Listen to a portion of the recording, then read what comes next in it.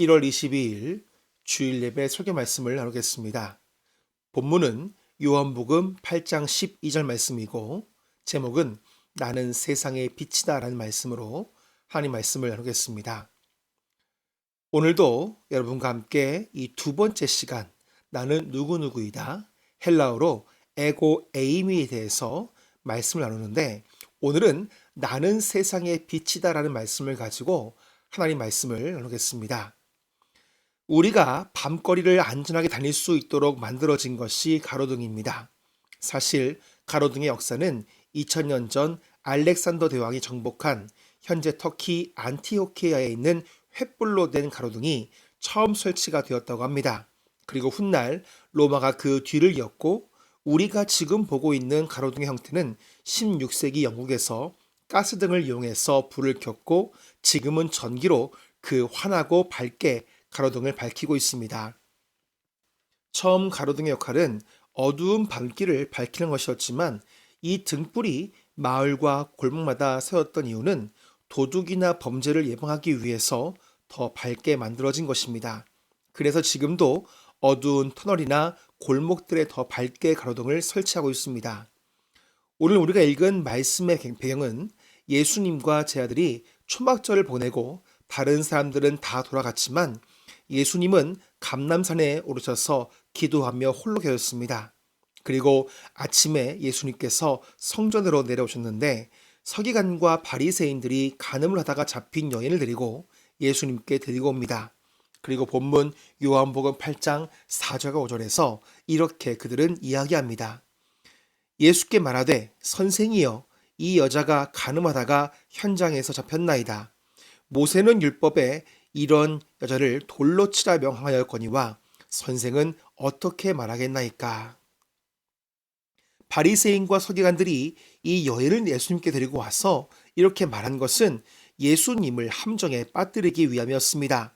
당시 정치적으로 사형 집행권은 로마에게 있었기 때문에 이스라엘 사람들이 함부로 사형을 언도하지 못했습니다. 그런데 예수님이 이 여자를 죽이라고 하게 되면 로마 권력에 도전한 것이기 때문에 오히려 사형을 당할 수 있습니다. 또한 예수님이 이 여인을 죽이지 말라고 하게 되면 예수님은 레위기 20장 10절에 나온 율법을 어기게 되는 것이기 때문에 예수님은 율법을 어기는 이단자가 되는 것입니다. 이러한 상황을 가리켜서 딜레마라고 합니다. 이렇게나 저렇게나 빠져나갈 수 없는 상황을 바리새인과 사두개인들이 만들어서 예수님께 온 것입니다. 그런데 예수님은 그저 묵묵하게 땅에 글씨를 쓰고 계셨습니다. 무슨 글씨를 적었는지 알 수 없지만 그 글씨를 쓰시고 나서 예수님께서 하신 말씀이 요한복음 8장 7절의 말씀입니다. 그들이 묻기를 마치 아니하는지라 이에 일어나 이르시되 너희 중에 죄 없는 자가 먼저 돌로 치라 하시고. 아멘. 이 말씀을 보면 죄 없다라는 말을 헬라어로 흠이나 결점이 없다라는 뜻을 가지고 있습니다. 즉 너희 중에 흠이나 결점이 하나도 없는 사람이 먼저 돌로 치라는 말씀이셨습니다.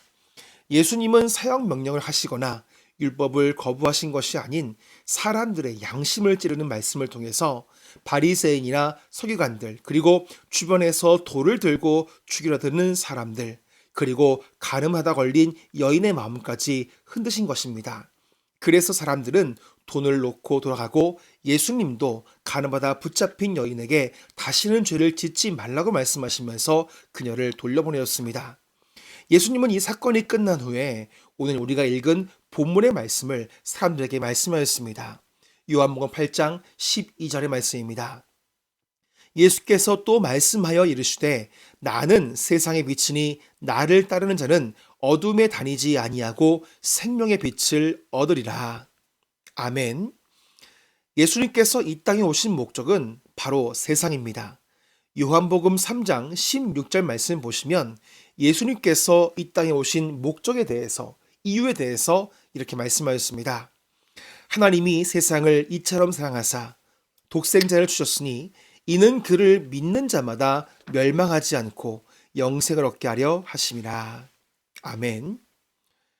하나님은 이 세상을 사랑하셔서 이 세상을 멸망이 아니라 영생을 얻기 위해서 예수 그리스도를 보냈다는 것입니다.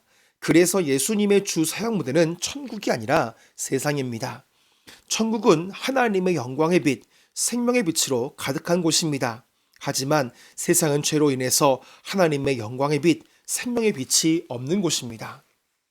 이사야 59장 1절과 2절 말씀을 보면 이사야가 이 세상의 상태를 이렇게 말씀하고 있습니다.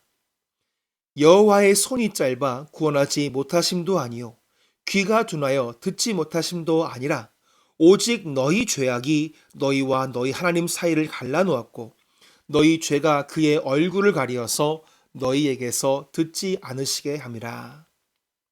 바리새인과 사두개인 그리고 사람들의 모습은 세상의 전형적인 모습입니다. 죄가 자신의 상태가 어떠한지도 잊게 만들었습니다. 그래서 사람들이 자신들의 판단이 정당하다고 이야기합니다. 자신들에게는 죄가 없다라고 합니다. 그래서 함부로 남을 정죄하고 판단하는 것이 세상입니다. 오죽하면 세상을 만드신 창조주 하나님이 이 땅에 오셨는데 자신들의 잣대로 하나님을 정죄하고 판단했겠습니까? 그래서 예수님은 누가복음 6장 41절과 42절에서 이렇게 말씀하셨습니다. 어찌하여 형제의 눈 속에 있는 티는 보고 내 눈 속에 있는 들보는 깨닫지 못하느냐? 나는 내 눈 속에 있는 들보를 보지 못하면서 어찌하여 형제에게 말하기를 형제여 나로 내 눈 속에 있는 티를 빼게 하라 할 수 있느냐? 외식하는 자여 먼저 내 눈 속에서 들보를 빼라. 그 후에야 내가 밝히 보고 형제의 눈 속에 있는 티를 빼리라. 아멘. 예수님은 사두개인과 바리새인과 돌을 든 사람들에게 말씀으로 빛을 비추셨습니다. 그리고 그동안 보지 못한 그들의 마음의 눈 속에 박힌 들보를 보게 하였습니다. 그동안은 어두워서 보지 못했던 들보를 예수님께서 밝히 보여주셨기 때문에 그들이 생각했던 모든 판단과 정죄의 돌을 땅에 내려놓게 된 것입니다. 또한 간음을 저지른 여인에게도 자신이 지은 죄를 보여주시고 그 여인이 회개하여 자신의 삶을 거룩하고 아름다운 삶으로 나아가도록 이끌어 줬던 것입니다. 우리가 예수 그리스도를 만나게 되면 어떤 일이 벌어집니까? 우리가 보지 못했던 죄가 보이는 것입니다. 나의 눈을 가리고 나의 마음을 가리던 죄가 보이면서 내가 어떤 상태인지 알 수 있게 되는 것입니다.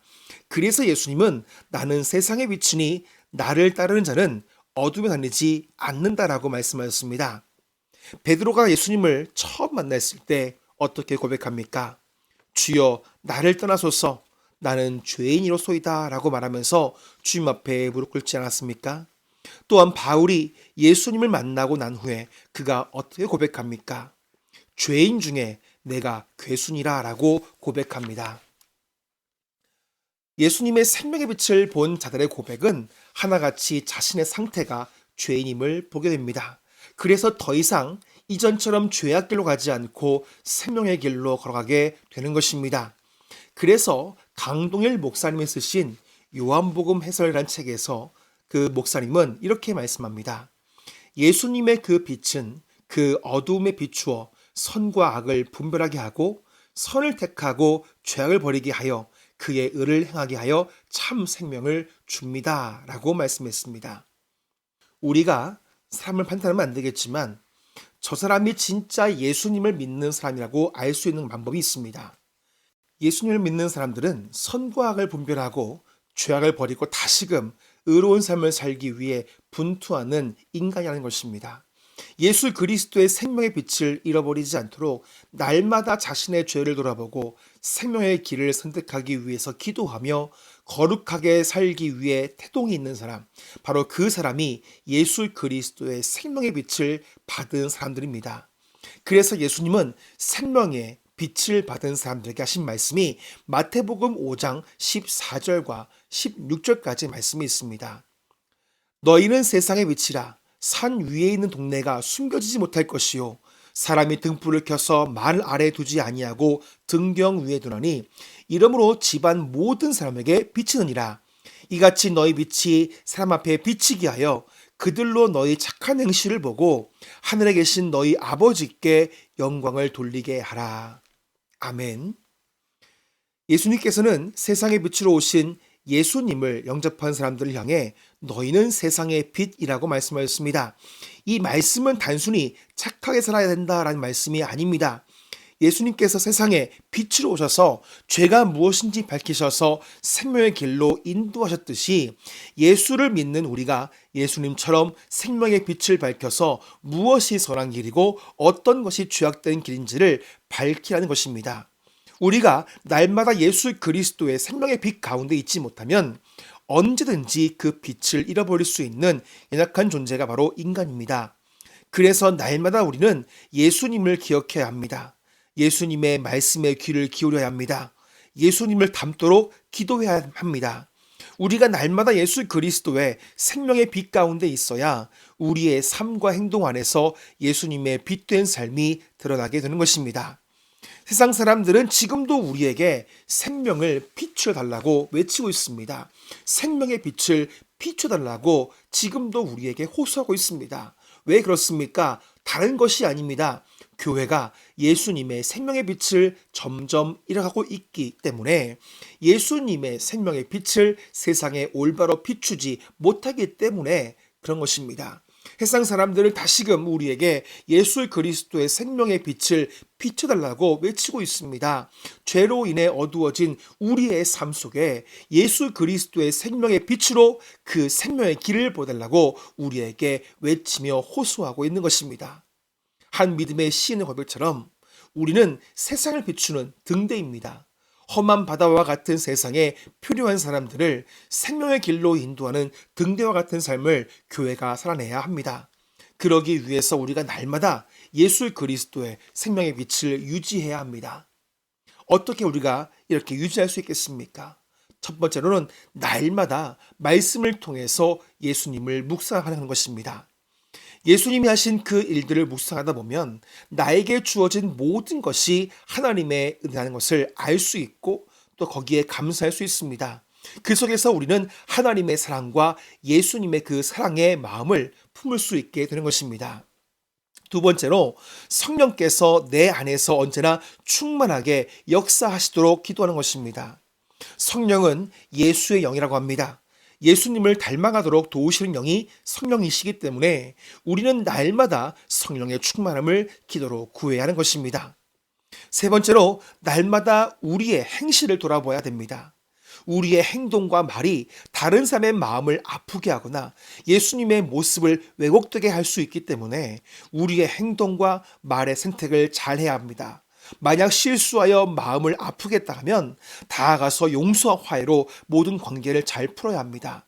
그 속에서 우리는 예수님의 용서와 화해를 통해서 다시 세상에 예수 그리스도의 생명의 빛을 비출 수 있기 때문입니다.